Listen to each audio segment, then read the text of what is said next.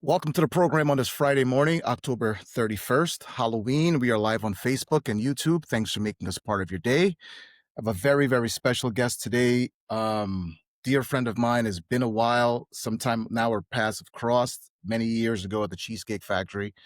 Love what he's doing with his career through all the ups and downs. He's an inspiration to many and to myself in the hospitality business. He's currently now the VP Director of Operations at Smoke Shop Barbecue in Massachusetts. 6 locations total, 3 in the metro area, 3 in the suburbs. Matt, welcome to the program. How are you doing today? It's been a while, been over a decade. Thanks for being here today. It's my pleasure. Thanks for having me. It's Sure. looking forward for catching up and bring some old memories. Yeah. Back to Right, life. it's back to life. Yeah.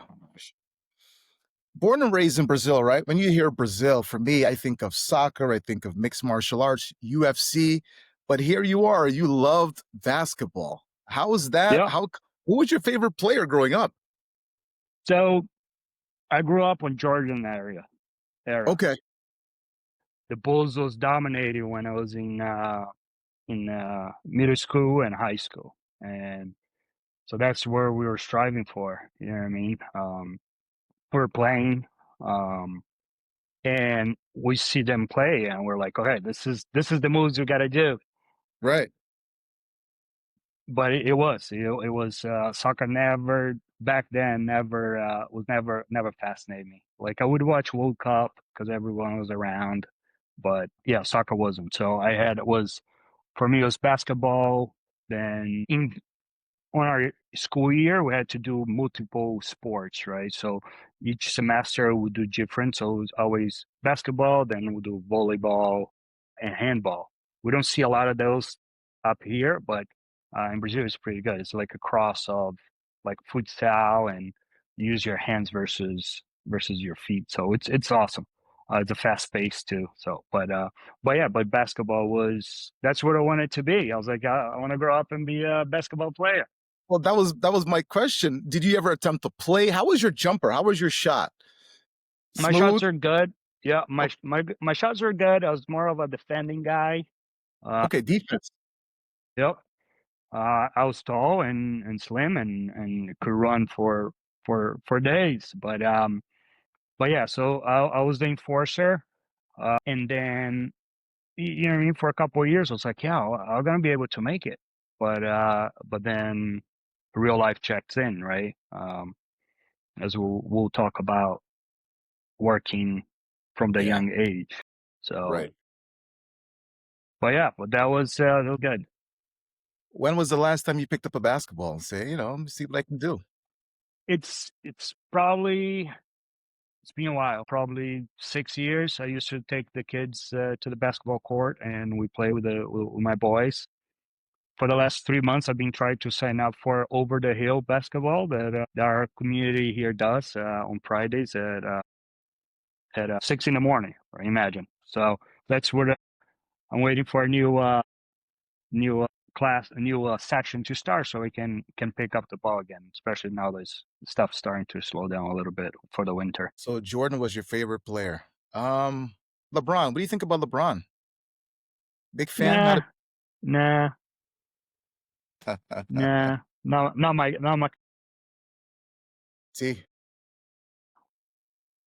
fair enough. Growing up, you were the middle child, right? Your older brother eventually moved to America and your younger sister stayed in Brazil. Which sibling got away with a ton of stuff, a ton of mischief? Who was the Oh, prank? definitely. Oh, my sister is so spoiled. That was like, She oh, was the last one, right? So she got away with a lot of yeah, stuff. yeah, and she's 10 years young. So we're like, my brother and I were like working and getting stuff done while she's just, you know what I mean, getting Right, spoiled and right. which made sense. You know what I mean? It's the only girl. It's the youngest. But yeah, and my brother was just doing his things and being crazy, which love it. It was awesome. Were your were your parents very strict on you, on him personally? What do you think? My parents were strict to both of us, all of us. You know what I mean? My father was extremely tough, but looking back today, being a father, understand what he was trying to do. Out of love. I don't agree the way he did it, but I understood what he was trying to do. Like you said, tough love. And, but a great man. How were you in Brazil growing up? Were you an extrovert, introvert? Were you fun? Were you quiet? How were you growing up back then? It was depending, right? If I had my group, I had a very small, tight group, kids, and we're just terrorize the city. But you know what I mean? And In a um, good way. yeah, of course. It's like by the age of 13, I mean, my mom will let us drive around. I mean, we'll be able to at night get in the car and drive around and have fun. Of course, nothing dangerous or illegal, but we were being kids, right? So I used to skateboard everywhere. So I was a skateboarder. I'll get with one of my friend, Tiago, and we'll skateboard everywhere. And we did a mini ramp in my mom's sub shop wall. And Right. then the first time he comes down, he breaks his arm. I'm like, oh, now I'm Um, stuck in here by myself. So yeah, we were always doing some. You know, we were being kids back in the 80s, early 90s, right? It's no electronics, no phones, and you outside drinking out of the garden hose. yeah. The good old times, man. I miss those Yep. days, man. Your dirt bike and you're just hanging out. You come home and the sun goes down and that's it. Well, Any to injuries be on a skateboard? Any injuries on a skateboard, by the way, for you or no? no, just scratches and bruises, but I did crack my wrist playing basketball. I went to dunk and I didn't land it correctly, ended up landing my arm, and but that's I think that was one of the worst injuries And I had. sure. Your parents had a restaurant back then, right? They had a food trailer, right? A trailer, a brick and mortar. Tell us a little bit about that. How it shaped you as a young kid growing up. Yeah, so my parents met when my father and his brother had a sub shop in the suburbs of state of São Paulo, and that's when uh, he met my mom, and this was they were very young. I believe it was 18, 19-year olds they were, so they were very young. So my father and my uncle, they had the sub shop, which is in a trailer, right? A food trailer, let's call. And they would my mom came around and they got together and they the sub shop ended up being successful. And then my father kind of proposed to my mom, and I was like, hey, let's move back to Paraná, which that's where we're from. And they moved back just about 40-minute drive from where my grandparents has a farm, and that's where they've been there for about 43 years. And they started with a small food truck right next to the city hall, and got a few years into it, they got a bigger trailer, and then probably about 10 years after that, no, about 10 years after that, they were able to buy a piece of land Right. towards the entrance of the city, and then they got a brick and mortar. Yeah. So which is being there until today, and is an institution now, generations and generations, right? You have, I believe I was talking to her the couple weeks ago, and it's the third generation going into the sub shop because it's been there for so long. Yeah. It's amazing. And fun story, my brother's coming from Brazil tonight, and they were trying. She was like, "Hey, I'm gonna send you some sandwiches. Let's see if it makes." So Yeah, because 8 and 9 years old, you were wrapping and building sandwiches, right? correct. So we grew up on, especially my brother and I. We grew up in the restaurant. So again, my parents, they were both trying to make it.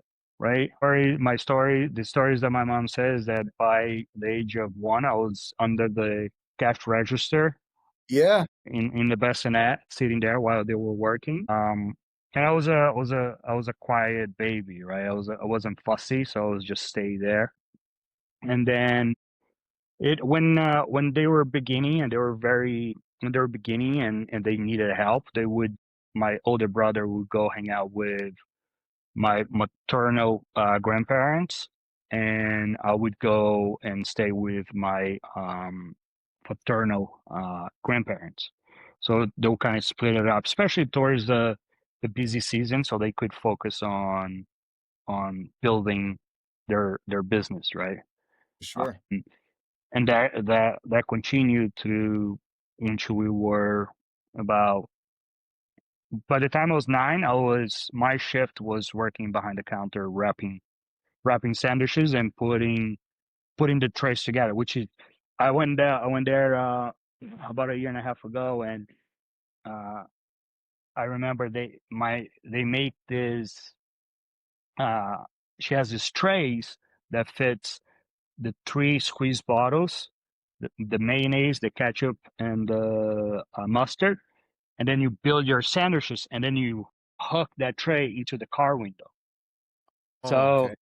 So that's because we had a big parking lot. All the cars would get parked, and then you take the order and you deliver to the car, so they'll never come out. After my mom got the brick and mortar, she was able to get a patio, and they have about 15 tables, but it's probably a good ratio, a 50-50 ratio, where people are eating their cars and people are eating in on the Inside. tables, right? Yeah.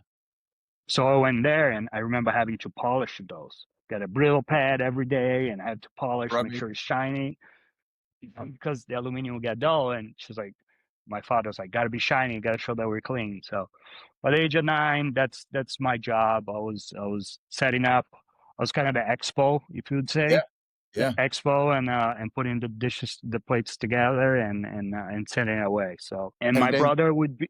serving, right? You hated it. The pretty girls, except for the pretty girls, right? Well, yeah, I got like, by the time I got to like 12, 13, and we were having problems finding servers, and my mom was like, "All right, you're gonna have to go work out there." I was like, "All right." So I was like, I started working, and it wasn't me. I didn't want to talk to people. I just wanna work it. I just want to work on my counter and get the orders done. But then you go into you had to go into the cars and take the orders. You go in there, and it's like cars loaded with girls. And I was like, "Hey, this is not so bad." But then the next car, it's an old guy, grumpy. I was like, I don't know about that. Morale just Um, down. He's like, yeah, it was up and down, but it was fun. It was a great experience, and I think that's where I started learning about hospitality. It's taking care of not just the car with the nice girls, but with the man that was kind of upset that his order's taking so long and trying to figure that out. And when you're 12, 13 years old, it's like, look, dude, we're working hard. It's going to be a little bit longer. And it's for sure. something that my mom still fights with it today, is the wait time to get stuff done. You know what I mean? Because the space is so small and the volume is so high, you can only produce so much. I'm You like, only do so much. Yeah. Yeah. exactly. So I was like, y- we bouncing ideas. It's like, okay, you gotta maybe do cold sandwiches for who's extremely hungry, right? You do like Italian, do something like that. So, but it is it's on a rush hour. You're waiting for an hour and a half for a sandwich. Wow. Yeah, Unbelievable. it, yeah, it's but it, everything's made from scratch. And like scratch Right. meaning you're cooking everything from scratch, like cheesecake, right? We were Right. cooking Exactly. the Nothing is burgers. microwaved. Nothing is microwaved. Yes, exactly. And so, and then we're I was helping her look at some different ideas. Maybe some warm trays like Dunkin' has that they keep the food warm. Maybe they can just stay ahead with the burgers, but it's I think what she got, it's good, it's going, and she's on her 60s and she's running by herself and is successful. I was like, just put the kids to put your staff to work, and just be present there. That's it. Um, Yeah. yeah, and But then she's hands on, right? When you own something, like you know how it is. You like don't want to let it go. You got to be there every day, no matter what age or tired or sick. You want to be hands on because it's your baby, right? yeah, and she's a trooper, because it's like the other day the guy that works in the flat top called out, and she was like, she jumped on and she was like, she started making sandwiches because it's the same. It's the same here, right? Each person has its Different its station stations, and you have a guy prepping, you got a guy pressing the sandwiches, and you got a guy making the sandwiches. So one guy calls out, you really need that person. for sure. Your mom and dad very strict growing up, but their work ethic, right? You saw that from a young age. Did you pattern yourself after them? Like that's who I'm gonna be. Like growing up, I'll be like them, working hard, grinding every single day. I never thought of that. I left Brazil because I wanted to get away from food and kind of. I was supposed to come here for a year. I Right. wanted to come here, and It never happens, right? You come for a year, you ended up staying a lifetime. Never I happens. I can't. Yeah, I want to come here for a year just to make some money, buy myself a car, and kind of figure Yeah. out what I wanted to do with life. Right. But but yeah, they were we we had to do our own prep, right? I'm not a big fan of mayonnaise. I'm not a big fan of ketchup. Not a big fan of mustard because I saw my father make mayonnaise every From day yeah. from scratch, and I was like, but I like I'll eat aioli with no problem. I'm like, yeah, which it's just ridiculous. But Right. like a Dijon mustard, I love a Dijon mustard, a whole grain mustard. But it's just those three items. I my father would make mayonnaise every day, and my mom still makes mayonnaise today, and it's like because it's one of those signature items. Might not be something important, but everyone goes there because they're like, hey, this makes difference. So, but from the young age, we were like, my brother will help make the hamburgers. So it's like it's not just ground beef. It has is a seasoned hamburger, Okay. Very nice. Very nice. and it gets pressed. So my brother will help my father press the burger. My mom, the three of them will work on the hamburgers because it was a process back then. We used to make each ball, press it. Um, now she has a machine that she will have to feed it and but one person can do it. Before back then it was three. When we were growing up, it was three of them doing. So while they were doing that, I was cutting cold cuts, ham and cheese, and bacon my was my job. So we're not just working at the sub shop; we were also prepping. Um, so if you look at it, that's what was our chores. Yeah. That's what we had to do. At a young So I age. think and I think that's where the That's from picking everything start from. from Yeah, scratch. Yeah. That young. And that stuff just goes with you forever. Like those things like that you remember to this day and it just sticks with you. Those things once they're when you're young, you pick up little things like that, it just carries with you forever. It really does. yeah. Yeah, back then you're not happy. I'm like, I don't want to do this. I want to go out hang out with my friends. You know what I mean? I want to Exactly. go play basketball. I want whatever. But you're like, at the end of the day, it's like you guys got to do it because this is how we gonna Make a living. survive. Yeah. Exactly. Um, so back then we're not thrilled about it, but we understand now. It's like makes sense. Shifting things off topic here. Talk to me about the favelas, right? 70,000 people live there. What kind of a place is it? Is it bad or is it good? Have you ever been there? What part of Brazil and Rio is that located at? So I never been to one. Okay.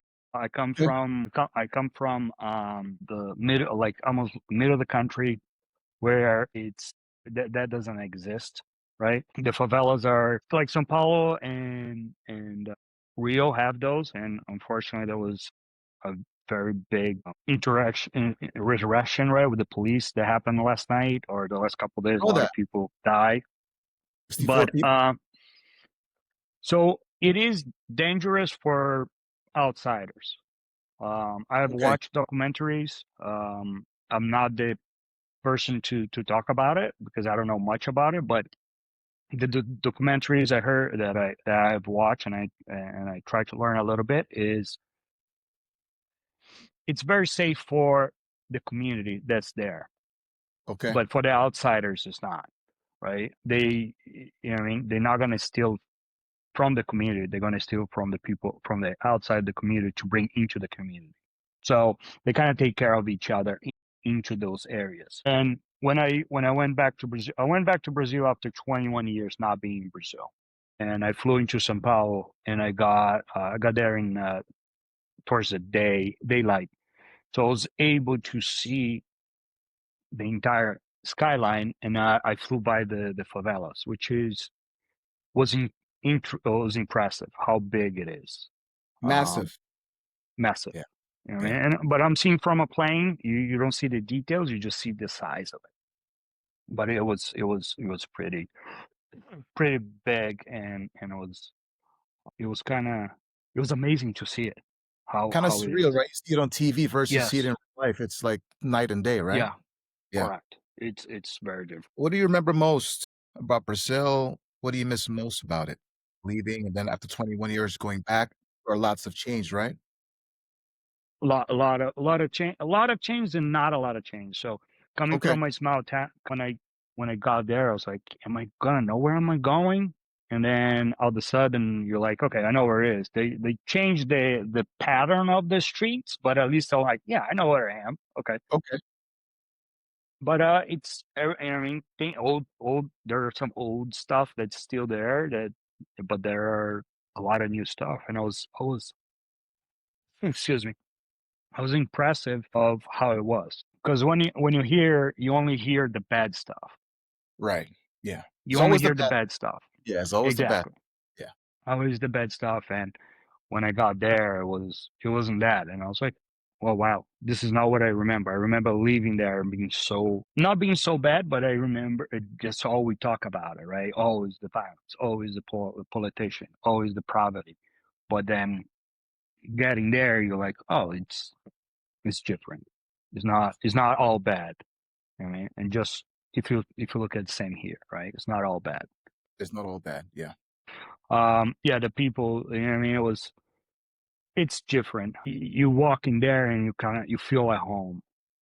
I don't know why. It's just like maybe because that's the language you grew up with, and I live more in the States than I lived in Brazil. I was there for 17. I've been in the States for 26. So, um, but it felt different, and it was very nostalgic.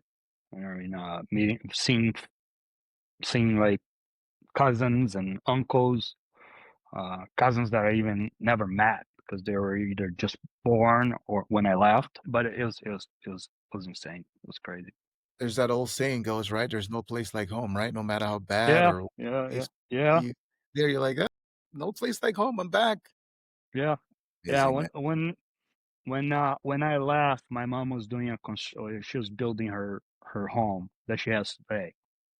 So when I left, she was she moved into the house the week after. So I was never in the house. I only saw like getting ready. So going back, I was like, oh, this was gonna be our room. This is gonna be our sister room. So it was like everything's still the same. I was like, oh, it was Fit great right to see that. left, like you never Yeah, left. yeah.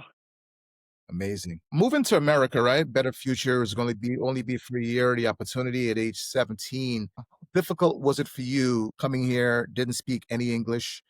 What was your first word you remember speaking in English? That's you probably. You know what I mean? Because it was like you learn that stuff so quick, right? But like, hi, how are you? You get all those, Yeah, but then all the good stuff, right? because We don't want the good F stuff. because FU it's fork in Portuguese. Uh, So you're like you start making when you start learning, you start making like, okay, what does this sound like? So you kind of like cut and trying to paste. memorize. Right. Um, but yeah, it was like I said earlier. I was coming here for a year only because I had to go back. When you're 18 in Brazil, you have to enlist in the army. Okay. So my goal is to come in for a year, make some money, get some life experience, learn a better English, and go back and figure out what I want to do and get my car and and figure out what I want to do. But then I arrived here February uh 28, 29. It was the end of the February, and I landed at Logan Airport, and was snow everywhere. First time you ever see snow? First time. First time I ever seen snow, and I had Brazilian winter clothes.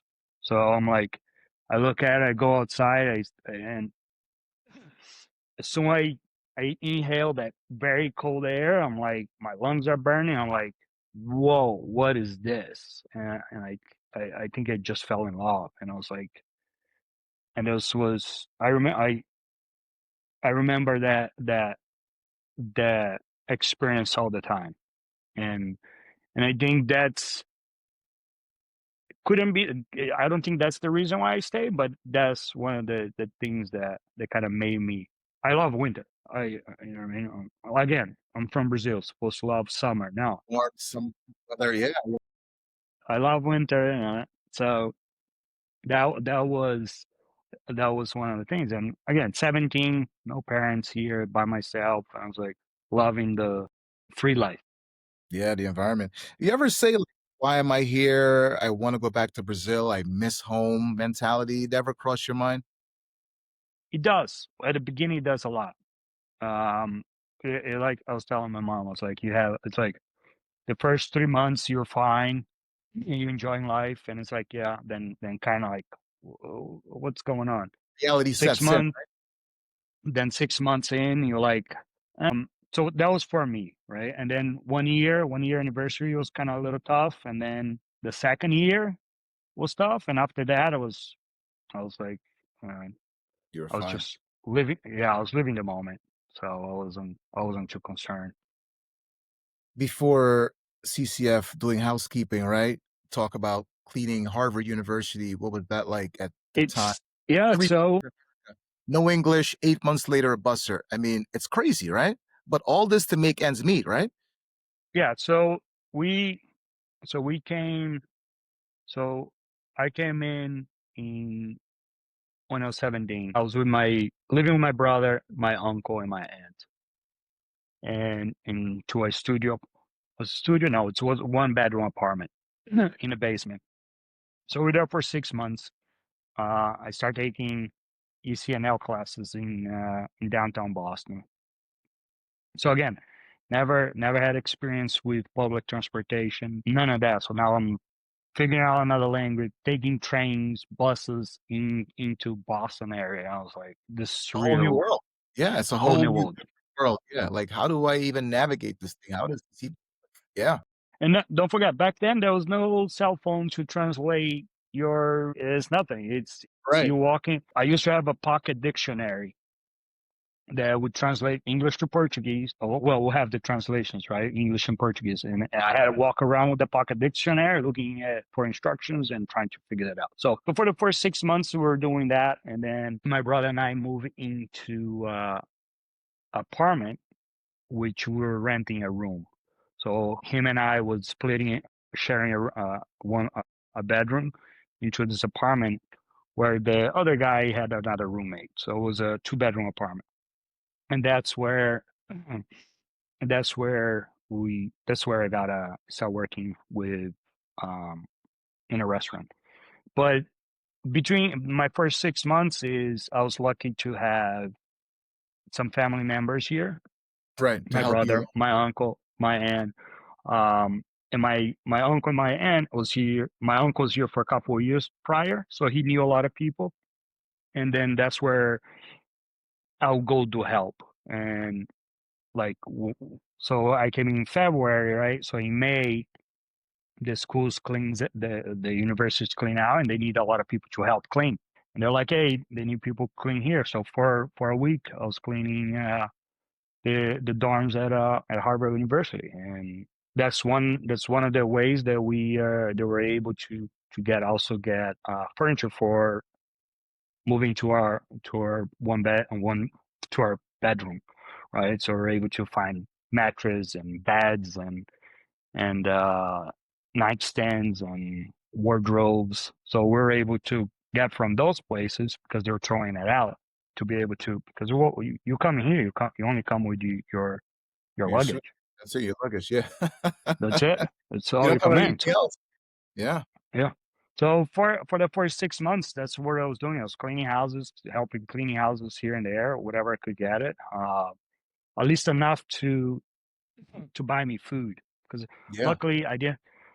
Luckily I didn't have to pay for rent because my uncle and my brother was helping me with that. right, for sure. And your brother who also worked at Cheesecake Factory was like, "Hey, they need a dishwasher, working dish, opening up fry, why not try it?" The chaos, you love chaos, it was thrilling to you, right? I think that's what was it. So starting so with after my brother and I we moved to a different town, right? We're with my uncle. We're living in East Boston. We moved to Winthrop. My brother's like, you have to go to school. So he signed me up for. Uh, he went with me with to the high school, Winthrop High, and that's where we we signed up for me to start doing ninth grade. So by this time, I was holed out 2 years in Brazil, so I was 2 years behind. Then the day I went to high school, that's the day I saw Bianca for the first time. Yeah, crazy. Yep. So then we signed up for school. A week later, I started school, and then I was working at an Italian restaurant in town in Winthrop. I was a dishwasher, small restaurant, never busy. So I start working, trying to learn to do different stuff. Eventually, I kind of slow time. I started helping in making pizzas, lighting up the oven, silly stuff, right? And then my English started getting a little bit better. They put me in the counter. I'm like, now I'm back in counter selling slice of pizzas for the kids that are going to high school with me. Yeah, And then they opened a second location, and I became a busboy. Like 6 months in, the place was really not doing well. And then my brother was a cook at this place, and he then eventually got a job with Cheesecake. Then he started working as a pizza cook at Cheesecake. The restaurant started to fail, and we were not making money. And now it's just me and my brother, right? We have to, hey, how are we gonna pay the bill? How are we gonna pay rent? How are we gonna pay? How are we gonna eat? So he's like, hey, they're looking for a dishwasher Cheesecake. Come take a look. So I went there. I applied for the job, and actually, who hired me was Jay Henson. Jay, Jay Henson yeah, back was then. Wow. so it was Jay. Then I was supposed to come back a week later to start. When I went back, Jay and Tom Schmidt had made the transition. So Tom was the EKM. So then I started dish. So I was going to school in the morning, working dish at night, and I don't know. I was there for I can't remember for a couple days, or I know wasn't a lot of time spending dish. I remember just being soaked from head to toe, Man, and not yeah, easy and position, I'm man. no, and I was like, the Cambridge Side Galleria dish is like it's the dish machine, the three-bay sink, and the ice machine all in one cramped space. So it's just a chaotic. Cool spot to put an ice machine. Man. They didn't have enough space. The place is so tiny. Yeah. So then a position came for Fry, and I'm like, I'll do it. Yeah. So I start working Fry within few weeks, days of being employed there, and it was different. It was a high paced. It was back. This is 2000. So there's no Cheesecake Factories all around like it is now. So it was just the Galleria. It was Galleria and Chestnut Hill. Busy. So he was so busy. And I started working as a fry cook, and used to have this guy Oscar. We'll go back and forth between plating and frying. So one day you fry, one day I would fry. So we'll go back and forth, and we try to see who could bury each other. That's how we made the Oh, night. I it's was like, okay, competitive. Yeah. Yeah. let me see if I can bury this guy today, and then Yeah. he'll try to do the same, man. Right. And we were just go at it. And so after a couple months in fry, I was like, oh, this is boring. Yeah. And then we got into flat top. Right. And then now you cross train 2 stations and working. And we were again same thing. Oscar makes it there. We're trying to bury each other. Yeah. Then I was between those two locations there for a while. And a fun story is that we used to make onion strings, right? Do you guys still make onion strings? Yeah, we do. We do the small for the barbecue ranch chicken salad. Yeah. Yeah. But that's it. You don't have the appetizer. No, not appetizer anymore. Those big So rings, man. we used to have the appetizer, which is the same onion strings as now, but it was if I think it was 12 ounces of fry. It was huge. It was this big, stacked up on a plate. No, it was before this. This was you got the onion strings now, and you had to make a pile probably this tall. It was 12. It was 12 ounces of either 6 or 12 ounces of onion strings. Right. And this thing will get flour everywhere. The moment we wash our hands, like the sink will get clogged. We used to throw so much flour down the drain that the plumbers had to come in every week to snake the drain fry station because we're going through like on Saturday night, we're like the line was used to be flooded because it's so much flour. But then I start working. Then flat top got boring, and I was like, hey, let me. Then Try. they need a saute cook. They Yeah. need a saute cook, and I was there working saute.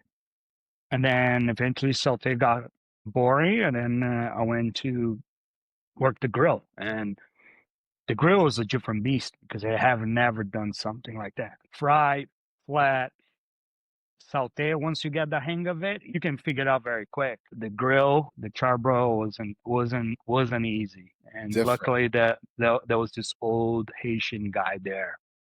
He He was molded you. He took you under his wing, yeah, right? Yeah. yeah. He was calm, and we were getting it's like steaks and burgers and stuff everywhere, and teriyaki chicken. Pages deep, right? 2 pages deep, at least. Oh, this is not pages. Back then, it's all tickets. You have like Oh man, you yeah.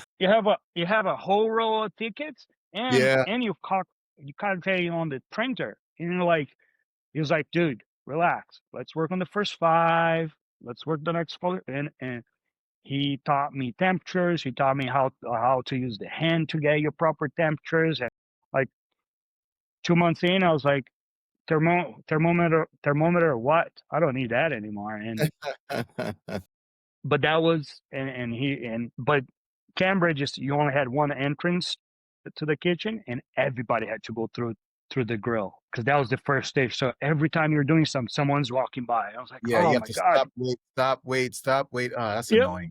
It was like Yeah. you can get anything done in here. He's Yeah. like, just relax, just relax. And we used to have this guy that was he would come in and he would just walk. He used to work salad on the other side of the line. He walked the entire line just rubbing at everybody. And it was just like, oh, excuse me, and just it was a mess. Man, And like within 6 months after I learned all that, I was like, okay, what's next? Right? did you ever But try pasta? You ever did pasta station or no? You never worked pasta station. pasta, I did a little bit of pasta. That was my weakest station. I did pizza, I did salad, but pasta was like the pasta's always solid. Right. So I did very little. And then by the time I got to broil, I was I was burned out because I'm working nights. I'm not getting home until like 1 o'clock. I'm catching the last train every night. So I gotta get 2 trains and a bus to get home and go to high school. So by this time I'm showing up to school at 9 o'clock. I'm sleeping through half of the classes, Tired. Yeah. tired, and then so I'm like, I told my brother, I was like, look, this is not working. I'm gonna drop out. Then I applied to go to an opening. I'm like, if I'm not gonna go to school, I gotta do something more. So I applied to go to do the opening. So I apply, and they're like, yeah, you need to be a designated trainer, a DT, for at least 6 months. So okay, no problem. I'm like, how do I become a trainer? I think by then had just become a trainer. I was like, okay, no problem. Then a week later, somebody called out from the opening, had an emergency, and I had to. They're like, hey, you still up for it? I was like, yeah, Yeah. I got nothing else to do. I just quit school. I got to figure it out. So I went to do my first opening in Schaumburg, Illinois. Um, Had no clue what I was getting myself into.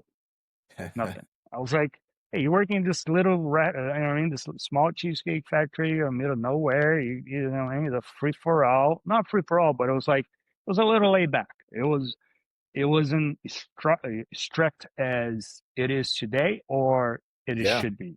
Right. So it was, you know, what I mean? We had 24 locations, so it wasn't as. So it was like I remember one of the KMs came to me. It's like they're gonna send you back on the first week. I'm like, Those onion why? tricks. I was like, why? I was like, why? And he was like, you'll see. So we got there, set up the station, start doing the training stuff. And then the first day we start training, everything's going good until I make the onion strings. And this thing is just a glob of grease and flour on a plate. And they're like, what the heck is this? I was like, this is how we do it when it's busy, I guess. And they're like, they put me aside and they're like, no, you got to figure it out. So there's this guy, I can't remember his name, but he went by Cowboy. Okay. And he Yeah. put me aside and he took me under his wing. And he's like, all right, he was the kind of guy in the morning that did validate the prep, the kitchen manager validate the prep, and he was one of the trainers, and he was like, okay, we're gonna figure this out together. And I went back home. I went back to the hotel and I started studying. And within a couple of days, I switched, changed it completely around. Donna Longo also helped me a lot. And then after that was great. I was like, all right, now I know what I'm doing. And then, Recipes down packed and everything is like flowing now. yep, Yeah. had it done, finished the opening successful, went back to Cambridge and sat down with the KM. I was like, look, we're doing a lot of shit wrong here. This is what we got to do. I was like, I want to When take you go fry. to a different place, you see your eyes open up. You see different things. You're like, I could take that back and implement that skill store, right? Yeah. Yeah, and that was the idea. I was like, look, we're doing all this. I'll let you take fry and make the change. So I started working on that, and for a couple of weeks I worked on fry, and we got the quality back. And some of the stuff that I was singing, I was like, hey, this is how we should do it. And then they're like, hey, we need a supervisor a couple of days a week. Do you want to do it? I was like, yeah. Yeah. Again, I got nothing to do. All right, I'm Right. not going Right. to school. I'm just working. So I would work. I usually work brunch. So we'll work Saturday night and come back for brunch. Quick turnaround. Yeah. Yeah. Close open. So yeah. So and then every Sunday night we had a call out, and they're like, Wow. "Hey, can you stay?" It's like, "Sure." Yeah. And then payroll week comes. I'm like, "Hey, you did 30 hours overtime." I'm like, "You asked Yeah. me to stay. Why not?" And then I continued to be supervisor. I started getting better at it. They needed a trainer for fry for King of Prussia. King of Prussia. Right. So I went to King of Prussia, did the opening there. Right. That was a very crazy opening that happened on 9/11 month. But I also learned a lot there. The community, right? A lot of Muslims on there, and it was a very with the state of that the country was back then.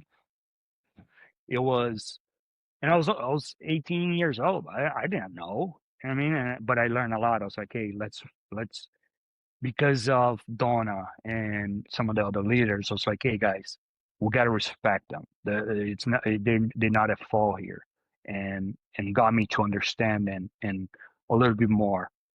I was, you know, what I mean, I didn't understand none of that back then, and so we were able to work it out and that being a very successful opening. And when I remember sitting in the office thinking of pressure calling my mom in Brazil. I was like, I didn't know what was going on. We didn't have internet wasn't that great. Smartphones was just start working, so we didn't have all the information. So I called my mom from the landline at Cheesecake. I was like, hey, listen, everything's okay. Don't worry about it because the planes came out of Boston, so we're okay. We're fine. And then everything, and then I called my brother, and that was it. That was the only people I had to report to because and then we finished King of Prussia. I came back to Boston, and then they're like, "Hey, you wanna?" I was like, "Look, the King of Prussia was amazing. I killed it." I'm like, "This is my second opening on Friday. I didn't. Nobody talked to me about onion strings. I was like, done." Yeah. They're like, "Hey," then they're gonna open that. They were gonna open the Prudential, and they're like, "Hey, you wanna be a kitchen manager?" I was like, "Fuck yeah!" Excuse my language. I was like, "Yeah, yes, I want." Yeah. And so I was. I don't know if I still is, but I was the youngest intern promoted to kitchen manager. Yeah, I was 18 going to 19. It's always the people you meet in life too, right? The cowboy and then the old Haitian guy. It's like Yep. people you close in life, right? Like, it's just learning lessons that you can learn from them, they learn from you, and it's, like, crazy how that all this all works, and you look back, man, Yeah, and it's something that I take it into today. It's someone's trying to explain something, I listen to it, if I agree or not, and I see if it makes sense or not. So sometimes I'm in a restaurant and I write recipes, right? I develop recipes. Yeah. I write recipes and I send it out. And sometimes guys come back, it's like, "Hey, I think if we do it this way, it'll be better." I mean, and then I'm open to that because they are the ones doing it every day.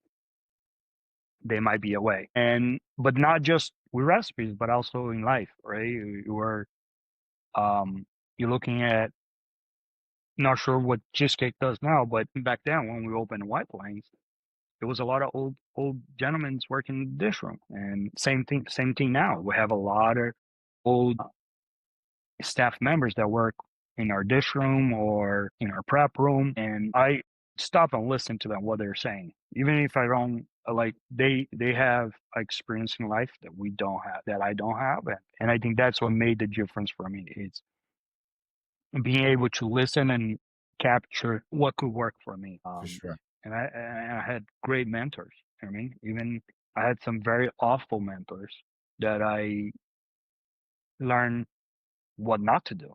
And it's by like, all right, you can, it's not working, so let's switch, Yeah, right? switch it But up, I yep, think that's the part that we all need to learn. for sure. Let's take it back real quick in high school, meeting your love of your life, Bianca. I mean, Yeah, how that did you know right away she was the one? I yes, Wow, she okay. didn't. She didn't. She didn't, but you did. Yes, I did. And I walk into the office to sign up, and I see that beautiful lady, and I'm like, Yeah, girl back then, right, or yeah, teenager, and yeah, look at it. She had very short hair, and she had like almost like a skater outfit. And I look at it and I was like, wow, she's yeah, pretty. yeah. I gotta figure out how to communicate. Yeah, I didn't know she was Brazilian back then, right? Yeah, yeah, yeah, And then I went my way. I was like, well, we're in the same school. We'll cross paths sometime. And went back to the apartment, and then a few days later, I find her on the stairway. So she lived on. I was on the third floor. She was on the second floor. wow, imagine that. Yeah, yeah. Then just exchange name, introductions, and but then back then she came in just for same situation. She would come in for a year just to do to to go to high school and try to graduate high school here, and she had a serious boyfriend back home, so she didn't want nothing to do with me. Yeah, she's like, "Who is this guy?" Um, Man, I have somebody back home, this guy. Yeah, exactly. and now you get been married, what, 21 years, 2 great kids, right? Luca, Lorenzo. You made the first move. What was your love language? What'd you say? Anything specific you said to her, like, caught her attention? No, no, I was very unromantic. I was yeah, I never seen that. I never seen that at home. So, but it was. She doesn't. The way I went about it, she's not very happy about it. But I'm very very grateful the way it ended up. Right, Yeah, like you for said, sure. two amazing kids, Yeah, amazing wife. Right. And want to add your comforts? We're Bianca live, man. just came up. Hey, Bianca just came up. Speaking of Yeah, which, Bianca just came up. nice, nice. She's on her lunch break. Here's It's here's crazy, right? here's here's my better half. Hey, my God, I haven't seen you in so long. We're live on TV. We're live on Facebook and YouTube. How are you, my dear? It's been a long, long time. How are you? I know. I'm doing really great. It's so nice to see you. I just You got as a quick break well. from work. Yeah, I'm Nice. dressed for Halloween today because I'm in What's the class. I'm a costume? reformer. It's a dinosaur. It looks like a little bit of like a crocodile, but it's a dinosaur. It is so Amazing. nice to see you. It's so nice to see you, You as as well. always. I I'm follow representing you, today. I'm wearing your favorite player, Neymar. Yeah. I'm representing today. Oh, he's not my Yeah, favorite player. yeah. But it's okay. I love that you're representing Brazil. I love it. I follow you. I listen to the lives. I watch it. I've Thank been you. following your podcast and everything. So I'm so Thank you, happy to B. see Thank you. you. Thank you. You're I wish you all welcome. the best. Thank you so much. I gotta go back to work. I'm in class right Yeah. now. I'm a trainer for a healthcare company, so I'm Okay. training new hires right now. So we're in Okay. class. I have a quick break, so I gotta go back on camera now. All right. Uh-huh. That's ladies All and right. gentlemen, Bianca there. By the way, Thank Bianca, there's some you. cheers I can right there. afford. There you go. Yeah. There we go. We were just talking about her. Like she's gonna live a Yeah. long time. So We're talking about her, right? Yeah. Amazing. yeah. So it's for the first year we kind of had a couple of dates, but never worked out. And then Yeah. I went away. Right. I went away for with the openings and getting very involved with cheesecake, and um I kind of disappeared. We never got in touch again. And then out of nowhere we crossed paths, and things And here we are. rekindle, and we've been together ever since. So 21 years married, 23 years together. Oh, 20 crazy. so she's my better half. She made me a lot better. She's for the longest time she was behind me with my career and always supporting, and she helps set our foundation for the great family we have. Sure. I was gonna ask you that too. You guys broke up, got back together. Thank God you did. Look at it now. What's been the key to having a successful marriage? Because marriages these days is kind of like, 3, 4 months, a year, done. It's over. It's crazy now. What's the key you think for a successful marriage? So everyone talk about it that everyone has to give her 100%, right? And I think that's the part that's wrong, is because you cannot give your 100% every day. But it is the days that I'm not 100%, she completes me. And the days that she's not, I'll complete her. So we're kind of helping each other out and communicating. We went through a lot of rough patches with we'll get into a little bit later with, with work and but the both of us, we were always together, and we're like, okay, we're gonna get through it. Let's figure out how to. And it's that communication. It's understanding each other, right? Understanding when to give each other space. Yeah. Yeah. Understand when to hold each other. So I think that's it. That's the key. You talk about school and college. Any regrets not finishing high school, or it was just not meant to be? I mean, it's not for everybody, right? School is not for No, everybody. School is I just a thing. It's okay. into my late 20s, I regretted not finishing high school, because it got to a point you get burned out at cheesecake, and I was burned out at cheesecake, and I wanted to do something else, and I was Right. like, "Hey, maybe I'm gonna go into the auto industry." Uh, Right. and then I had to finish GG. I had to do my GG, and I was like, I don't have the energy. I mean, Right. Yeah. so, but today I do not regret. I want my kids to finish high school, get their diplomas, and hopefully they will go into college if they want to. But all depends what profession they want to do. Right. Cheesecake was my high school. Cheesecake was my college. Yeah. Instead of going to Johnson Wales, I went to Cheesecake University. That's where I learned to follow recipes. That's how I learned to cook. That's where I learned to read a P&L. That's how I learned to make money. Yeah. So So you were the youngest KM, right? It's amazing how that came about. You asked to go to Hawaii. Everybody wanted to be in Hawaii, and that didn't happen. yeah, So, like White Plains, hey, you're gonna go to White Plains. There's Stefan, there's Maribel, Dan Fury, there's Keith, there's Jimmy Z. The rest is history. What a power team back then. 2 hour wait, more chaos. yeah, that was insane. It was we're we'd never worked together. None of those individuals, right? Everybody was new to each other, Yeah. and we start hiring, and from the hiring to the opening, it was just a great powerhouse. I believe, you know, I mean, Stefano, Yeah. Cynthia, we just had so much talent in that opening. And the hourly staff, it was, you know what I mean? Some of those staff is still working there, To this and day. it's Yeah. crazy. Yep, Yeah. to this day, and we, yeah, it was insane. And that's where, like, Stefan used to make fun of me all the time because I was in charge of dish. Yeah, I was in charge of dish, You make the and disc, right? Yeah. I hired, probably hired, was half of my crew was old gentlemen. Within the first week, all the young kids were all gone, and all the old gentlemen stayed. Until that time, Stefan used to make fun of me again. Oh, you're gonna need canes in that dish room, whatever. But they work so hard, they make it happen, and it was a great opening. And Stefano was a great mentor, not just as a manager, but also as a friend. As a friend. As a friend, you know what I mean? Him and Very hard to make friends, real friends in this business. yeah, yeah, and it was everyone that worked at Cheesecake. It was amazing, right? I learned from every one of them. I still in Stefan and Maribel. Eva's my goddaughter. I mean, that's Amazing. You told me there. that here in college. I was like amazed by that story when you told me that last week when we spoke. Yeah, Amazing. yeah. And Maribel just came up this week, and we were hanging out with Danny Nice. Fiore.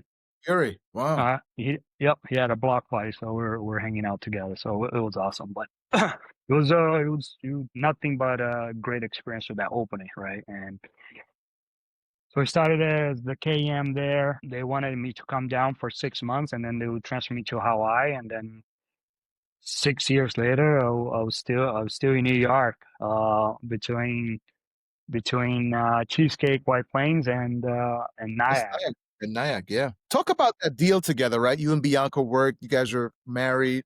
Um, Despite company policy, you guys had a deal, right? I mean, she was a baker, you were the KM. Anybody know that deal? You guys made it work, right?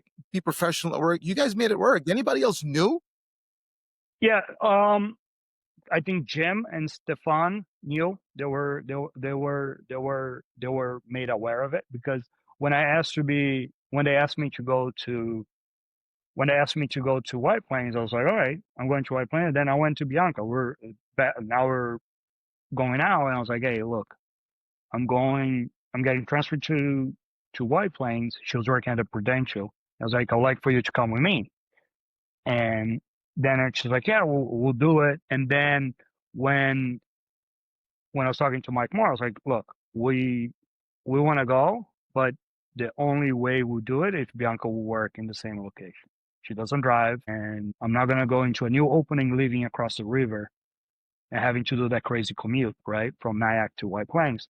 And they're like, yeah, we can't. So I'm like, all right, so I can't. I guess I cannot go then. And then he was like, no, we'll make a exception. And then we make it work, right? We're professional, and she worked, and it was completely different work groups too, right? So she'll work the front.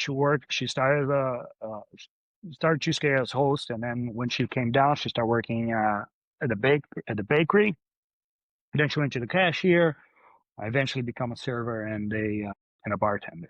Where when she finished her career with Cheesecake, but that was, yeah, back then it was only a select amount of people who would deal that what was going on. Even, I mean, I think after a couple of years working together, people start realizing, Right. but it took a while. Yeah. Transferring to Nyack is EKM, Mike Milford, yourself, Isaac, Jamal. They cared. They worked hard. You, Andy, swap positions. and Jim Hartner, good friend of mine, good friend of yours. Yeah. What do you remember most about Nyack, that experience coming from White Plains, busy location, to West Nyack? It was a little curveball, right? Because you're coming from a very busy location. You have 20, I think it was 20 cooks on a Saturday night at White Plains Right. Yeah. to have 9 at Nyack. We were like, oh, whoa, right? But Jim was the GM, so he kind of support he supported me a lot and gave me a lot of guidance. Good dude. Great guy. Yeah, awesome guy. So he kind of helped me guide through those. And then the KMs, they were just like understanding and supporting, right? When we had to jump in, when we had to do it, and it was good for both because I'm coming from what White Plains was into Nyack that wasn't so busy. I was like, okay, how can we build it, right? And that was going back to monthly food shops, right? You guys still do that? Every month you guys do a food shop. Yeah, a little food shop there. Yeah. Yeah. So we start doing those and get the guys involved, right? Taking pictures, giving to the staff, making it exciting so they would care about the dishes and understand Right. a little bit more. Well, the rafting back then, right? Rafting, but one on one. Yeah, side by sides. They now side by sides now. Yeah. Yeah. So that was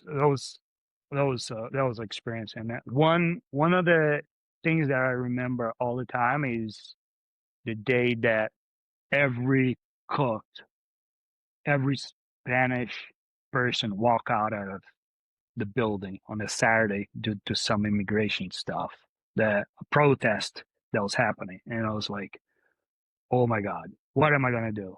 Yeah. And it was a very hard shift. All the KMs and managers working the stations, but that kind of showed the power that they have, right? How their workforce is important. So that was that was a surreal moment. I was like, wow, this is hard. Yeah. This is Not hard. easy. No, but we made it through it. You know what I mean? Luckily, everybody came back. There were every single person in that building was hard worker. They care very much, and I think that's why they did it. But it was great. After that was great. We'll continue to grow. And last year when I walked by and one of those having a game in North Jersey.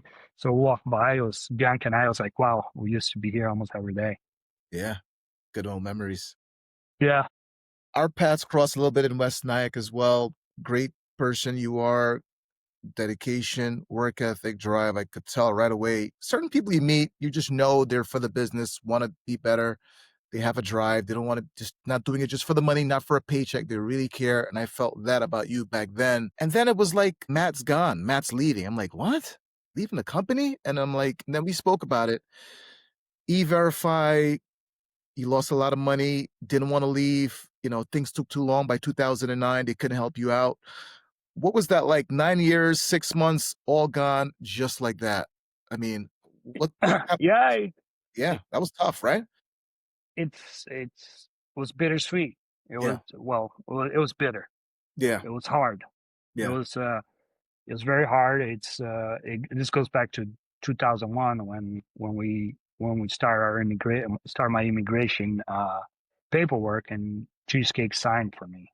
I don't think Cheesecake knew. I think was just the local manager signed it up. And fast forward to 2009, I need a proof of signature, and because the company was so big, he couldn't give me that signature because you put his job in line. And I understand. I wouldn't do the same. So my case ended up being put on hold, and I didn't have the proper paperwork to work, and Cheesecake did the first E-Verify, and I was one of the first ones to be unluckily to be checked, and I had to leave. So um, the part that sucks is that I was 4 months away to cash out my stocks, yeah, and when you get terminated, you don't get your stocks. So, yeah, um, but it's a lesson learned. stuff you can't control. It's so we'll move on. It was a very tough. Um, and I was talking to Bianca a little bit about it. I thought I'd stay home for like months. And she was like, no, we were home for like a month. And then you went back to work. I was like, oh, it felt like months We were that was talking looking for back a then. You're job. like, how long did Yeah. it? Was it 3 months? Stay home dad. How long did it was? Yeah. Yeah. That's how it felt like. Not that I didn't want to hang out with my kids. Of course I Yeah. did. But it felt so long because I was applying to everything and nothing and nothing. And I had to, you know what I mean? I couldn't work on a mom and pop restaurant because up, I'm living in Westchester County, very Right. far from the city, right? Yeah. Yeah. And I end up like going everywhere. And I even like, I had a final offer to go work at Applebee's because I These was very, I was considering, and like I said, nothing against Applebee's, but I was like, it's not, I didn't know that. Only thing I wanted was food from scratch, high pace, let's get it done. And I sat down with Bianca. I was like, I can't do this. It doesn't feel right. I don't feel comfortable. I'll be miserable. And then a week later, Kaplan calls me, Eric Kaplan, and he was like, hey, I got an opportunity for a KM in Manhattan. That was Manhattan Max Brenner. Center. Yeah. So, and at this point, you know, at this point, the house crashing, the house market crashing. So we're upside down in our house because we bought in the wrong time, lose my job, which is the main income of the house. Bianca was a stay-at-home mom. Well, Lorenzo was just born. So it was a very tough. And I was like, Bianca was like, we made the decision where it's like, look, I'll work and you take care of the boys, you take care of the house. And I think it was the best decision we ever made because both our kids are amazing. I think a lot of it is because the time that Bianca put into it. But then I went there and talked to Eric. Eric gave me a job. I was going to be a kitchen manager. Luckily, with 6 months, I was VP of operation. And I was like, oof. But I show up my first day of work and I go there. I was like, okay, where's my training binder? Where do I start? They look at me and they're like, what are you talking about? My I'm like, God. whoa, my first day, I want to, you know what I mean? To this point, I only knew cheesecake, the structure, training, trainers, and I'm like, this. I was like, well, I don't know what to do. It was like, just go with Jose over there Right. and start writing the train.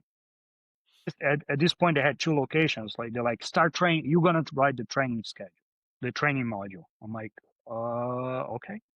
So put my head down and start working and kind of writing what I was doing every day.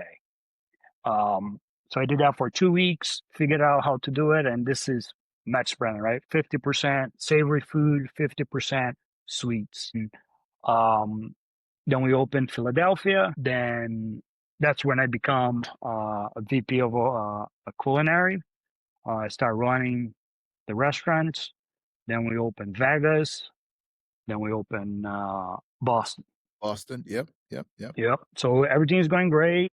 My personal life, we're getting back together, working with the bank, with the house, and Bianca is pregnant with Luca, and things are falling in line. And so I go to Eric, and I was like, Eric, I need a sponsor to sponsor my paperwork. He's like, yeah, no problem. We start doing the paperwork. I mean, within 2 months, one of the owners of Max Brenner sells Max Brenner, a new company comes in.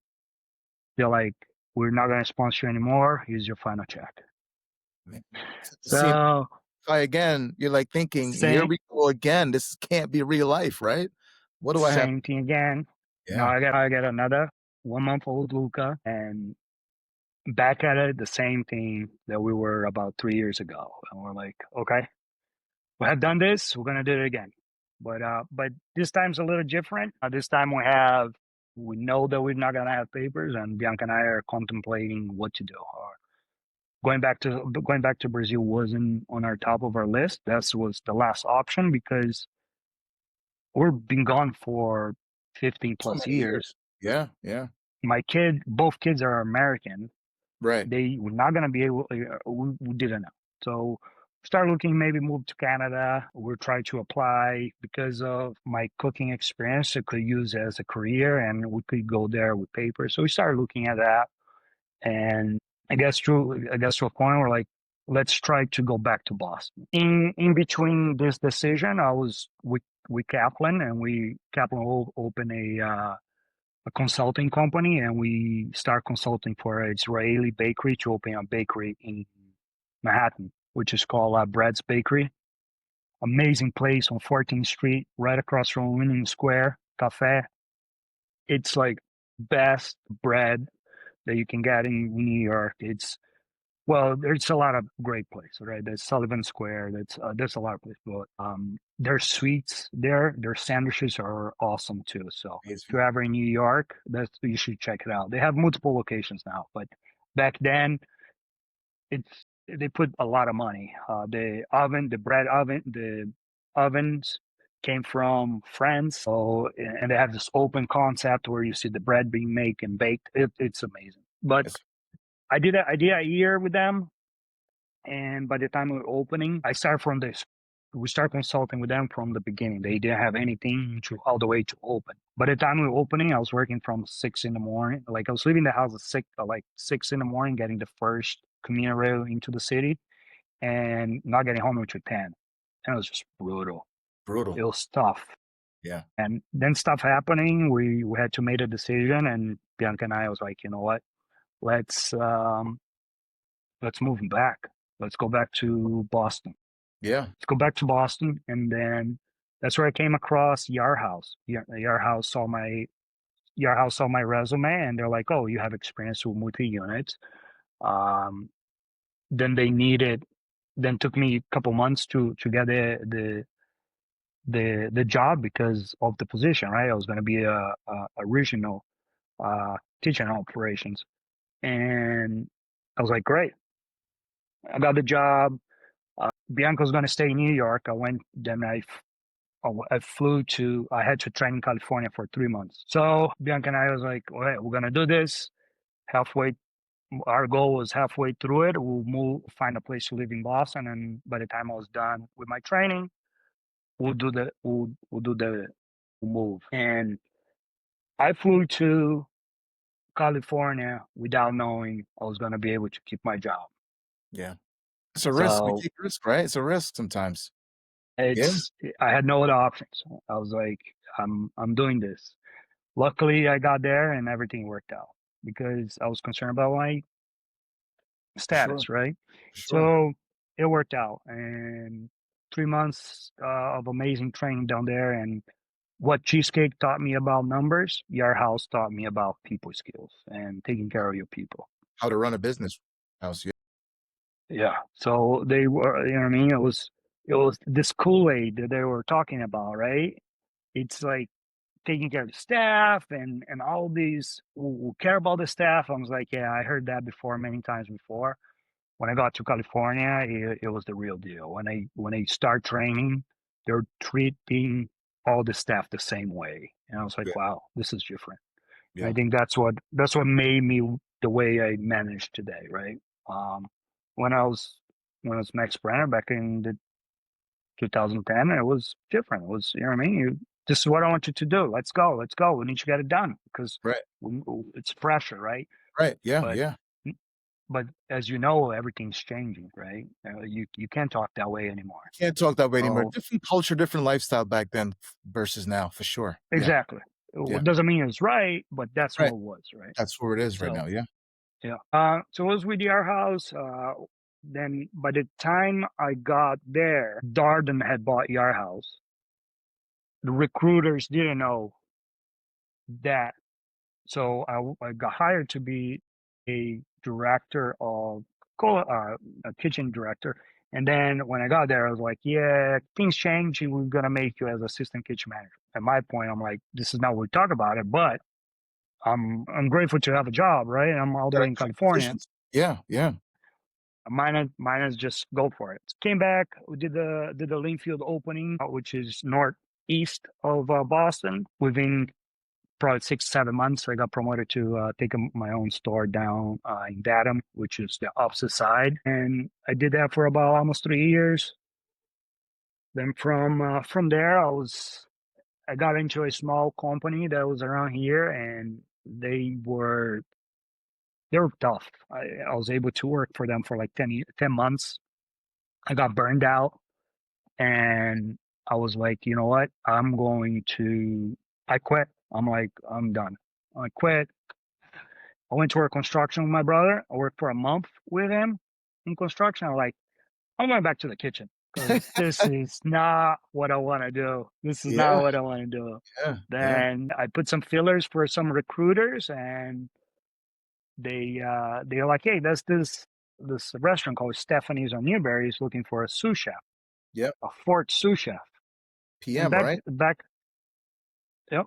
So I was burnt out. I was like, sure, that works. I just need an income because I want to go there. And I went there. I did my stage, made some dishes. They tried, they liked, and this place is Stephanie's is an institution here. It's been open for a very long time. If you're in Boston, everyone wants to go there. It's on Newberry Street, very famous street. Used to be very famous street. But then I went there and started working for the first 2 months. The guy had me working Gare Manger, which is the salad and sandwich station. And I was like, dude, you want me to be working here? It's like, yeah, we don't have staff. Don't worry about it. I'm like, as long as you're okay with it, I'm Yeah, getting paid as a salary, as a chef, as a sous chef, and I'm working salad. Sure. By 10 o'clock, I was home at 10 o'clock at night. Started 3 at 10 o'clock. I'm like, at that point, I was about to open a hot dog cart to go do something because I was so bored. And then the high season starts.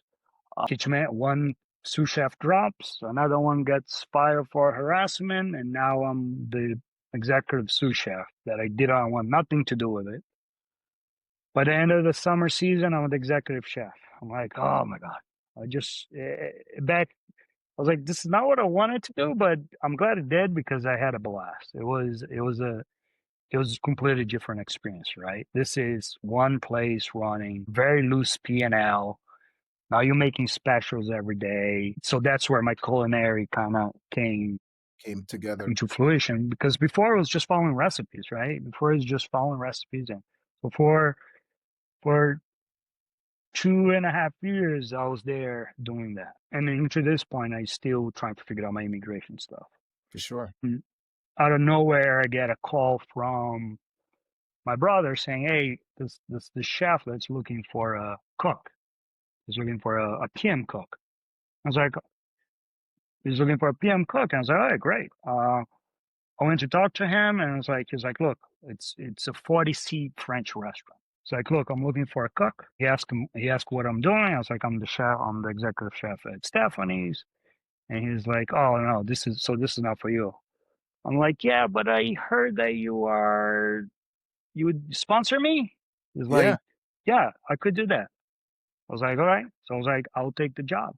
yeah. So I stage. I staged for 2 days with the sous chef, and she liked me. She's like, he can cook, and so he offered me the job. I put my notice as a executive chef at Stephanie's and went to work as a PM cook Fuck at yeah. the French restaurant Right. because it was the right decision. Then Stephanie was like, yeah, we don't want you to go. So I stay as executive chef, but only work the morning shifts, and then I will work the night shifts at the Nighttime. French restaurant. Yeah. So I did that for about 6 months, and Stephanie got sold to her sister, and they start changing. And the new area director came in and didn't agree with my schedule. I was like, listen, here's my 2 weeks. You're not happy with me anyways. Here's my 2 weeks, Right. and good luck. I'm out. And Yeah. then the next day he's like, no, let's stay. We'll take care of you. We'll give you a raise. I was like, nope, I'm done. Then I start working at then I continued to work at the French restaurant for 3 years for 2.5 years until my finally got my papers. My papers came in right in the middle of COVID. Right in the mail in COVID, right? Your green card was like here. Like, what? Really? Yeah, I had to. Bianca sent me a picture. I was like, hey, this came on the mail. Yeah. And I was like, whoa, it's like, no way that's real. Because we Yeah. were supposed to go for an interview. And then I had to send it to my attorney. I was like, hey, is this real? He's like, yeah. They were like, oh my God. Hallelujah. Yeah. So Jackie is the French chef. He was a he was a great chef. He was a great mentor on the part of small restaurants, right? Because until then, we're just doing massive production. Now there's a 40-seat restaurant. You're using head to tail here so you can make money. Right. And I learned a lot from them. Yeah. By the time I end, I consider Chef Jackie as a very close friend. He taught me so much, and I am here today because the kindness of his heart, what he did to be able to help us. It's all about people along, right? The Haitian guy, the cowboy, Jackie, Eric Kaplan. It's amazing. Yeah, yeah, and like so after I left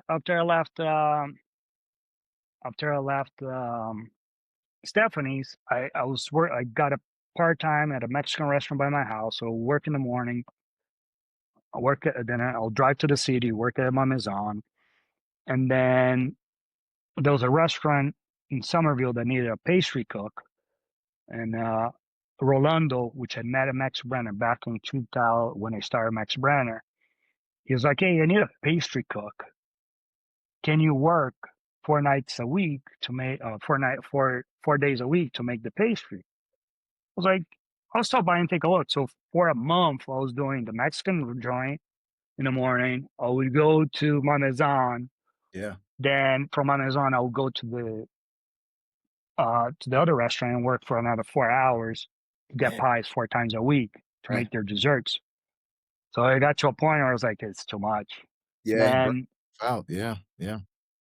that Andy Husbands, who owns a smoke shop, met with Danny Fiore, and he asked, "Hey, I'm looking for a,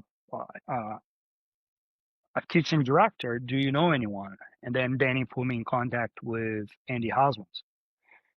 So I went, did my interview, explained to him exactly what was happening. I was like, "Look, my maison is my priority once I get my papers. Right. I can only work until 2:30 because I gotta be there at 3." And after a couple months of interview, he was like, "Look, I think we can make it work." Okay. So for a couple of years, for about a year and a half, what I did was I would work in the morning for a smoke shop doing a part-time, we will call it part-time, right? Kitchen director, and learning to smoke because I never smoked before, in this capacity. So learning the systems and all that. And I'll go and work my maison. And then we did that all the way into the end of 2021, which COVID happened and all that, and we're back to almost normal life. Like towards the end, I think my green card arrived in October, and then Chef Jackie was like, "In October you can leave," because he knew what the position I had in the morning. Well, by this time, Jack and I were very close. We were, you know what I mean? He was, I was doing a lot at my maison to learn as well because it was important. It was like, if I'm here, why Right. not, right? Oh, yeah. Sure. And then he came in. He was like, at the end of October, you can go. I was like, no, I'm going to finish the year because I know how hard it is to find a cook. So that will give us enough time to find someone. And usually in January, it's kind of slow. It slows down a lot, right? Especially the area that he's on. And he'll give enough time, giving him at least 3 months to find someone. Right. So that finished that. Then we started. Then when I started full time at Smoke Shop, we learned a lot. Like working side by side with Andy has been Incredible. amazing because the different ways is a different way that you see as an ownership, right? The way he sees it. So I'm not seeing it as an area director.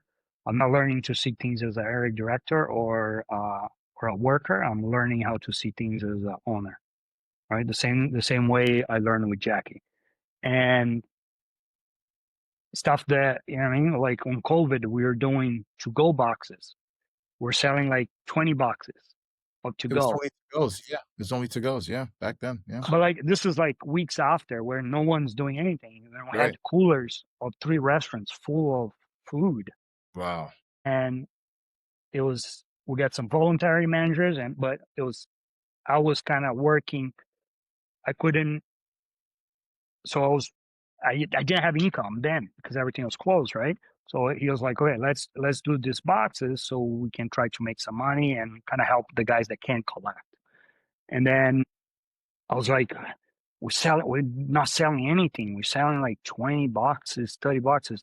And he was like, let's not worry about how much you're selling. Let's worry about being relevant, staying relevant. So people, when this thing comes back up, we can understand. They know that we're there.